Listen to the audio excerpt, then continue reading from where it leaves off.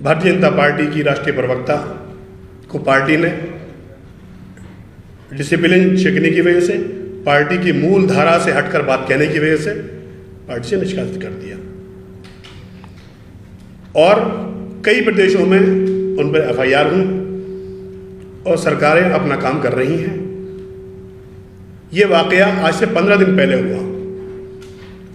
27 तारीख को जुमा आता है, पूरे देश में खामोशी है।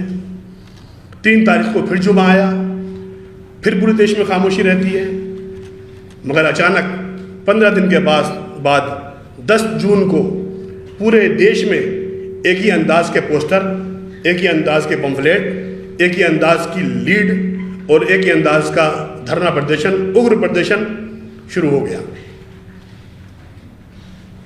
ये 15 दिन के बाद अचानक नबी की मोहब्बत का जाग जाना किसी एजेंडे का, किसी खुफिया एजेंडे का हिस्सा लगता है, क्योंकि नबी से मोहब्बत का तकाजा तो ये था कि आप पहले दिन ही रिएक्शन करते, मगर उन आकाओं ने जो भारत की दुनिया में बढ़ती हुई छवि, संबंध और हमारी सरकार के अरब देशों से और इस्लामिक देशों से ताल्लुकात पर जल भी रहे हैं और गमज़दा भी है, अपने एजेंडे के तहत भारत के अंदर जगह जगह दंगे करवाए।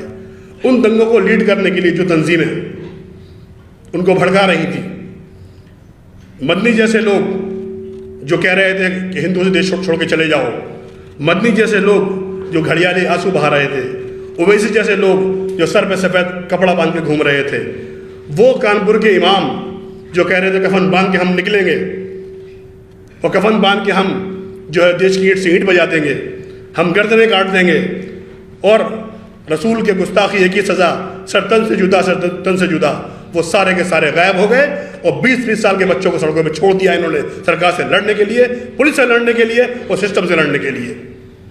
उसका नतीजा क्या हुआ? कई प्रदेशों के अंदर प्रदर्शन हुए, हिंसक प्रदर्शन हुए और सैकड़ों लोगों पर FIR दर्ज हुई और उनकी जवानी जो अब जेलों में कटेगी या केस लग के कटेगी। इसका जिम्मेदार कौन है? इन आंदोलनों को न मदनी ने लीड किया, न उनके चचा ने लीड किया, न ओवैसी ने लीड किया, न जमात इस्लामी ने किया, न जमीयत अहले हदीस ने किया, न मुस्लिम पर्सनल लॉ बोर्ड के वो रहनुमा जो हर मुस्लिम मुद्दे पर रोते हैं, बताते हैं कि मुसलमान मार दिए जाएंगे, काट दिए जाएंगे और मुसलमानों का ईमान खतरे में है। ये तमाम खामोश होकर घरों में बैठ गए। देश की मलाई तो पर्सनल लॉ बोर्ड और मदनी खाए और लाठी और डंडे और गोली आम मुसलमान खाए। अब देश में ये नहीं चलने वाला है। बहुत बहका लिया देश को, नबी की शान में गुस्ताखी हुई है। हमारा देश संविधान से चलने वाला देश है। संविधान ने हमें दायरा दिया है, तरीका बताया है, उस संविधान पे अमल भी हो रहा है।